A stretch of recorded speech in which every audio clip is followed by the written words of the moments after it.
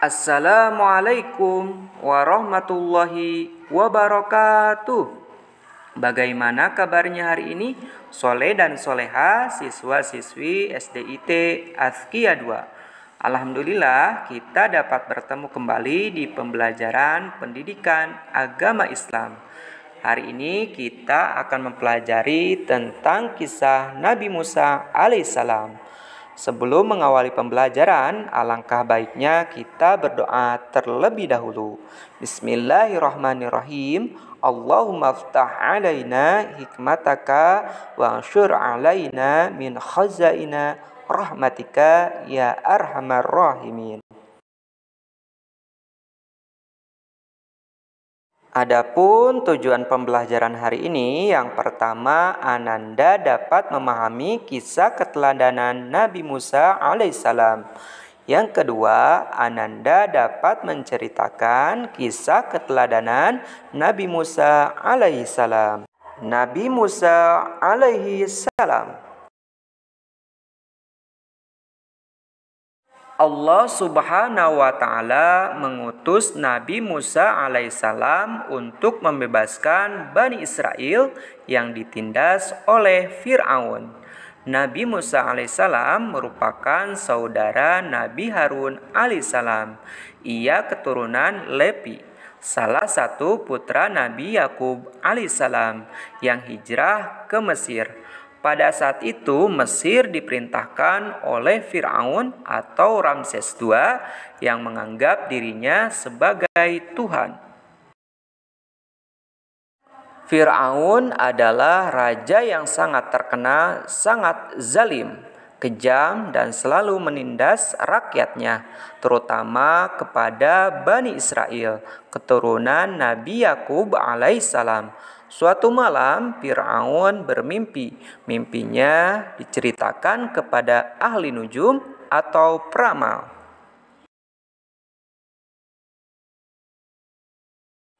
Ahli nujum tadi mengartikan mimpi Fir'aun bahwa akan lahir bayi laki-laki dari Bani Israel yang kelak setelah dewasa akan menggantikan kekuasaan Fir'aun. Fir'aun menjadi gelisah dan marah, takut kehilangan kekuasaannya. Dia membuat pengumuman agar semua bayi laki-laki yang lahir dibunuh. Yukabad, istri Imron bin Qahat bin Levi bin Yakub, melahirkan seorang bayi laki-laki. Yukabad merasa cemas akan keselamatan anaknya. Dia mendapatkan ilham dari Allah Subhanahu wa Ta'ala agar menyembunyikan bayinya dalam sebuah peti. Kemudian membiarkan peti itu mengambang di atas sungai Nil. Peti yang berisi bayi Nabi Musa alaihissalam ditemukan oleh Asiyah, istri Fir'aun, dan dibawa ke kerajaan. Asiyah melaporkan peti yang ditemukan ke hadapan Fir'aun. Fir'aun marah dan memerintahkan untuk segera membunuhnya. Istri Fir'aun merasa sayang terhadap bayi yang ditemukannya dan membujuk Fir'aun agar tidak membunuh bayi itu. Bayi Nabi Musa alaihissalam kemudian diasuh dalam istana Fir'aun sampai dewasa. Musa kecil menangis karena haus. Fir'aun memerintahkan untuk mencari wanita agar menyusui Musa. Namun Musa kecil menolak semua wanita yang mencoba menyusuinya, kecuali ibu kandungnya sendiri. Allah Subhanahu wa Ta'ala berfirman dalam surah Al-Qasas ayat 12. A'udzu billahi minasy syaithanir rajim. Bismillahirrahmanirrahim. Wa harramna 'alaihil maradi'a minal qablu faqalat hal أدلكم على ahli baiti yakfulunah lakum wa hum lahu nasihun. Artinya, dan kami cegah dia Musa menyusui kepada perempuan-perempuan yang mau menyusuinya sebelum itu. Surah Al-Qasas ayat 12. Pada suatu hari Nabi Musa alaihissalam berjalan-jalan melihat keadaan kota. Dia menjumpai dua orang berkelahi, seorang dari kaum Bani Israel, yang seorang dari kaum Fir'aun. Nabi Musa alaihissalam membela orang dari kaum Bani Israel dan memukul orang dari kaum Fir'aun hingga meninggal dunia. Nabi Musa alaihissalam terkejut dengan perbuatannya dan segera memohon ampun kepada Allah Subhanahu wa Ta'ala. Allah Subhanahu wa Ta'ala berfirman di dalam surah Al-Qasas ayat 16. A'udzu billahi minasy syaithanir rajim. Bismillahirrahmanirrahim.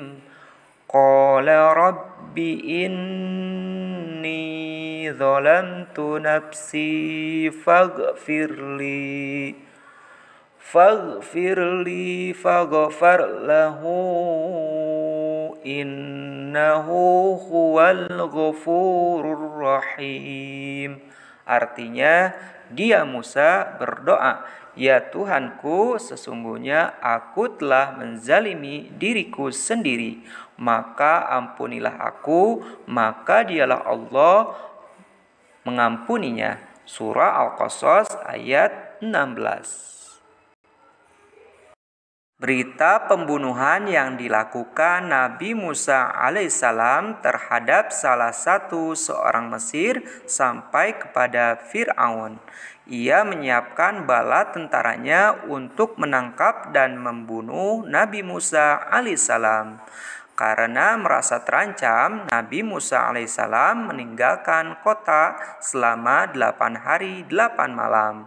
Ia berjalan hingga sampai di negeri Madian dengan selamat. Sampai di negeri Madian, Nabi Musa alaihissalam membantu dua orang wanita yang akan mengambil air untuk minum ternak mereka. Kedua wanita itu adalah putri Nabi Syu'aib alaihissalam. Kepada Nabi Syu'aib alaihissalam mereka menceritakan bahwa Nabi Musa alaihissalam telah membantunya.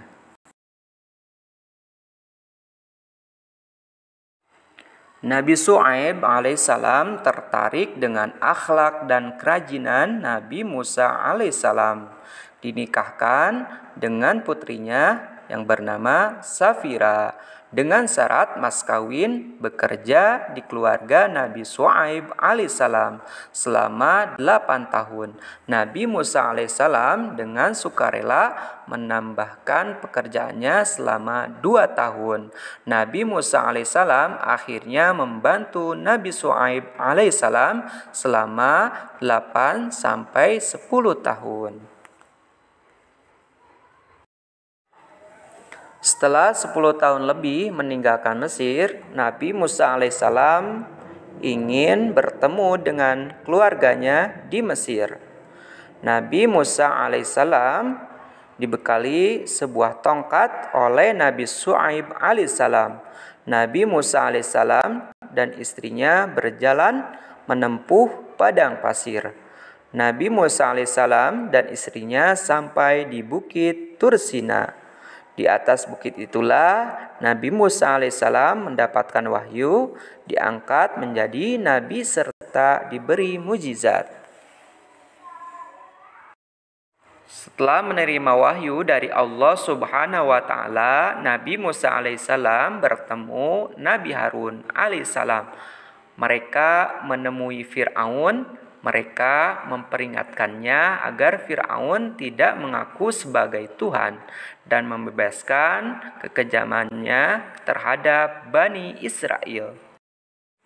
Mendengar itu, Fir'aun marah bermaksud memenjarakan Nabi Musa alaihissalam dan Nabi Harun alaihissalam. Nabi Musa alaihissalam menunjukkan kebenaran dakwahnya dengan memperlihatkan mukjizat yang diberikan Allah padanya. Mukjizat tersebut diperlihatkan agar Fir'aun percaya kepada kenabiannya. Fir'aun mendatangkan tukang sihir kerajaan untuk menandingi mukjizat Nabi Musa alaihissalam. Namun mereka tidak mampu mengalahkan Nabi Musa alaihissalam. Bahkan sebagian dari mereka beriman kepada Nabi Musa alaihissalam. Dakwah Nabi Musa alaihissalam belum juga menyadarkan Fir'aun karena hinaan dan ejekan Fir'aun menjadi-jadi.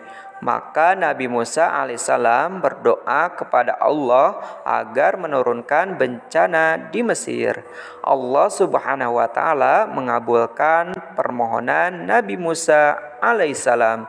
Akhirnya kekeringan pun melanda sungai Nil. Akibatnya hasil panen gagal dan hewan-hewan banyak yang mati. Setelah itu Allah subhanahu wa ta'ala juga mengirimkan badai topan dan hujan deras yang mengakibatkan banjir dan berbagai penyakit menyerang mereka.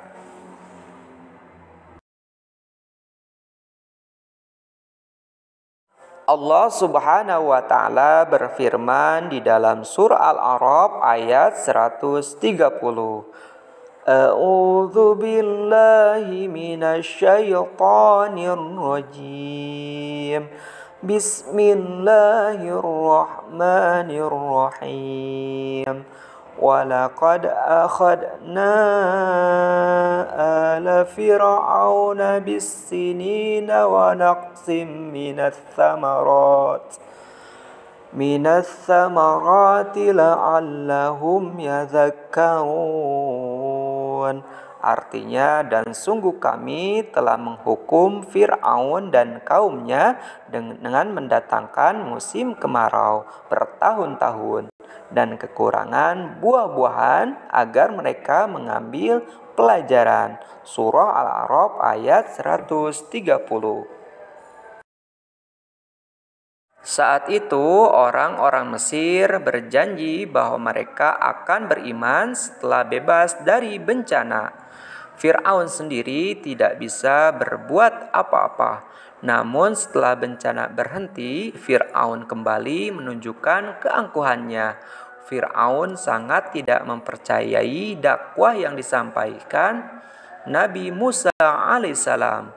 Fir'aun meminta bukti kepada Nabi Musa alaihissalam bahwa dia adalah utusan Allah. Nabi Musa alaihissalam segera meletakkan tongkatnya di tanah dan tongkat itu menjelma menjadi seekor ular yang besar. Bukti yang kedua, Nabi Musa alaihissalam memasukkan tangannya ke dalam saku bajunya.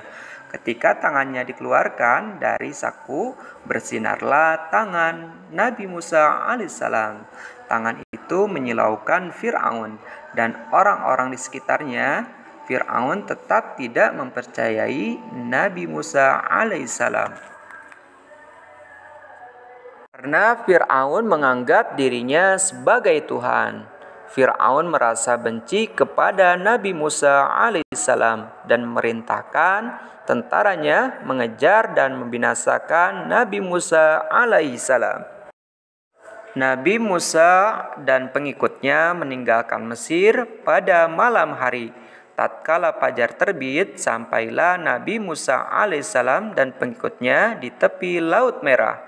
Kemudian Nabi Musa alaihissalam memohon kepada Allah subhanahu wa ta'ala agar selamat dari kejaran Fir'aun dan tentaranya. Turunlah wahyu Allah subhanahu wa ta'ala Nabi Musa alaihissalam agar memukul air laut dengan tongkatnya. Dengan izin Allah terbelahlah laut itu menjadi jalan yang lebar. Dengan demikian laut itu dapat dilalui oleh Nabi Musa alaihissalam. Setelah sampai Nabi Musa alaihissalam dan pengikutnya sampai di tepi laut, Fir'aun dan tentaranya mengikuti menyeberang. Sesampai Fir'aun di tengah laut, Allah Subhanahu wa Ta'ala memerintahkan Nabi Musa alaihissalam untuk memukulkan tongkatnya kembali, dan jalan-jalan di tengah lautan menyatu menjadi laut seperti semula. Akhirnya Fir'aun dan bala tentaranya mati tenggelam di dalamnya.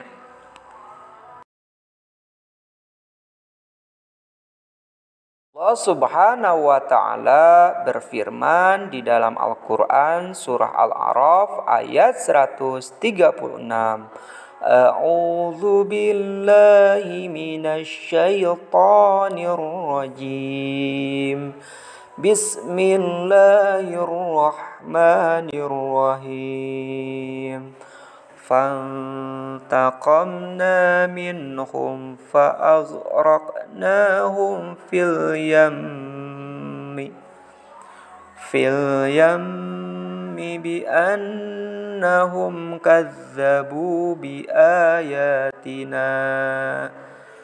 بآياتنا وكانوا عنها غافلين. Shadaqallahul azim. Kemudian kami menghukum mereka, maka kami tenggelamkan mereka di laut disebabkan mereka mendustakan ayat-ayat kami, dan mereka adalah orang-orang yang melalaikan ayat-ayat kami. Surah Al-A'raf ayat 136. Setelah Fir'aun dan bala tentaranya tenggelam, Allah Subhanahu wa Ta'ala memerintahkan Nabi Musa agar pergi ke Bukit Tursina. Selanjutnya di atas bukit itu Allah mewahyukan kitab suci Taurat kepada Nabi Musa alaihissalam.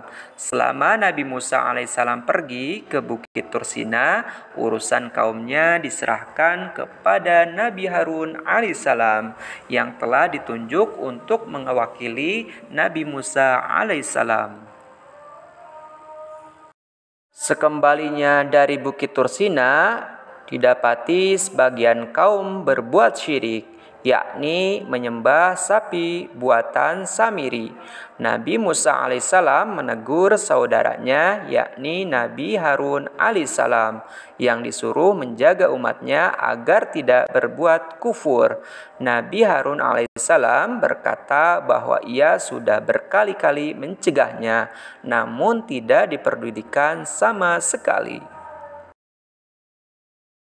Akhirnya Nabi Musa alaihissalam mengusir Samiri agar pergi jauh dari kaumnya. Selain itu Allah Subhanahu wa Ta'ala mengutuk Samiri, jika ia disentuh atau menyentuh orang lain, maka badannya akan menjadi demam dan panas sehingga ia dikucilkan orang lain. Nabi Musa alaihissalam memberikan penjelasan kepada kaumnya bahwa mereka yang lakukan adalah perbuatan yang dimurkai Allah Subhanahu wa Ta'ala. Akhirnya kaum Nabi Musa alaihissalam sadar dan mengikuti kata-kata Nabi Musa alaihissalam. Mereka memohon ampun kepada Allah atas semua kesalahan. Suatu ketika Nabi Musa diperintahkan Allah Subhanahu wa Ta'ala untuk berguru kepada Nabi Khidir alaihissalam. Ketika melakukan suatu perjalanan, Nabi Musa alaihissalam bertemu dengan seorang yang dari wajahnya terpancar keimanan dan ketakwaan kepada Allah Subhanahu wa Ta'ala. Ternyata orang itu bernama Nabi Khidir alaihissalam. Nabi Musa alaihissalam pun berguru kepadanya, dan dengan syarat Nabi Musa alaihissalam dilarang bertanya setiap Nabi Khidir melakukan perbuatan. Nabi Musa alaihissalam menyanggupinya, syarat yang diberikan Nabi Khidir alaihissalam.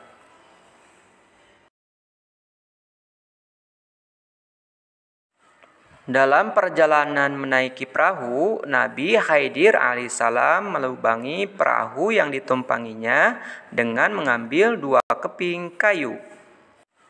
Dalam perjalanan menaiki perahu, Nabi Khidir alaihissalam melubangi perahu yang ditumpanginya dengan mengambil 2 keping kayu.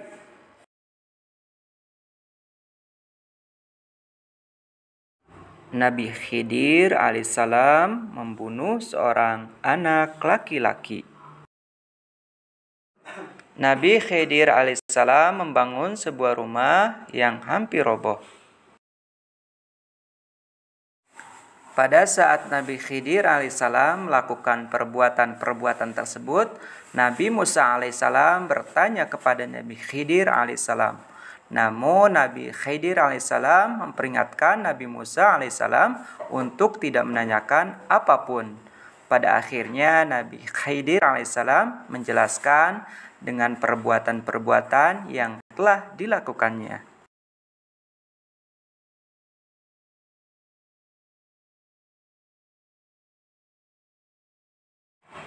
Bahwa anak yang dibunuh itu adalah untuk menyelamatkan kedua orang tuanya dari anak durhaka itu. Rumah yang dibangun Nabi Khidir alaihissalam hampir roboh karena di bawah rumah itu tersimpan harta benda. Harta benda adalah peninggalan orang tua dari seorang anak yatim piatu. Mukjizat Nabi Musa, tongkat yang dapat berubah menjadi ular besar sehingga dapat mengalahkan ular-ular tukang sihir Fir'aun. Tongkat dipukul ke laut, air laut berubah menjadi jalan yang besar. Tongkat yang dipukulkan pada batu dapat memancarkan 12 mata air. Allah Subhanahu wa Ta'ala berfirman di dalam surah Al-Baqarah ayat 60. A'udzu billahi minasy syaithanir rajim. Bismillahirrahmanirrahim. Wa idh istasqa Musa liqaumihi faqulna idrib bi'asakal hajar فانفجرت منه 12 عينا قد علم كل أناس مشربهم كلوا واشربوا من رزق الله ولا تعثوا في الأرض مفسدين. Artinya, dan ingatlah ketika Musa memohon air untuk kaumnya. Lalu kami berfirman, pukullah batu itu dengan tongkatmu. Maka memancarkan daripadanya 12 mata air. Surah Al-Baqarah ayat 60. Dapat menghidupkan orang mati atas izin Allah Subhanahu wa Ta'ala. Coba Ananda jelaskan keteladanan apa yang Ananda dapat ambil dari kisah Nabi Musa alaihissalam. Tulis di buku PAI dan jelaskan melalui PN. Terima kasih sudah menonton dan menyimak videonya. Sampai jumpa di video berikutnya.